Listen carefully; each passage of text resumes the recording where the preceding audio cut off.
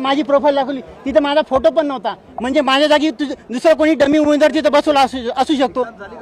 हो सर, आता झाली जेनीसेल. हे काय सर, मग मी बायोमेट्रिकचं सांगू लागलो, म्हणजे फ्रॉडचं सांगू लागलो सर मी. म्हणजे तिथं मला दुसरा कोणी आणून बसू शकतो ना. बायोमेट्रिक नाही झालं, रेटिना स्कॅन काहीच नाही झालं ना सर. म्हणजे माझं आधार कार्ड, पॅन कार्ड काहीच बघितलं नाही. मला डायरेक्ट कोणी डायरेक्ट बसून सर्व्हर डाऊन झाले, कीबोर्ड काम करत नव्हते, स्क्रीन काम करत नव्हते, लॉग इन होत नव्हतं. त्याच्यामुळे सगळ्या मुलांना फेल करण्यात आलं. आणि आता सेकंड आणि थर्ड शिफ्ट बाकी असताना पेपर लीक झालाय. हा पेपर या सरकारकडून एकही परीक्षा घेतल्या जात नाहीये, एकही नाही. पहिला पेपर नाहीये.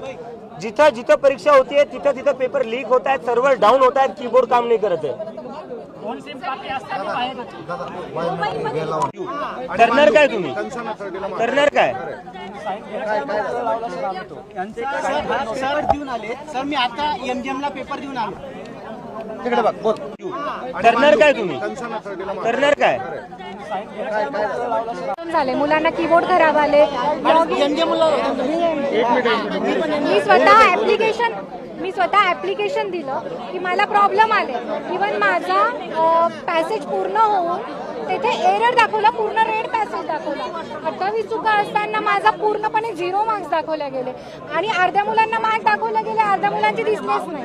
त्यानंतर लॉग इन एका इथे जर 10 मुलं बसले, एकाने लॉग इन केलं तर प्रत्येकाचा टायमर कसं काय सुरू झाला?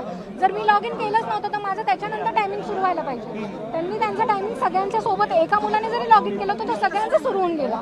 त्यानंतर कीबोर्ड तर खराब आले, बटन एकदा दाबून राहिलं की तो तसाच. बाकीचं तुम्ही पॅसेज टाईप करा, काही नाही करा. आमचे कीबोर्ड आम्हाला अलाउ नाही केले जेव्हा त्यांना रिप्लेस केलं गेलं. मी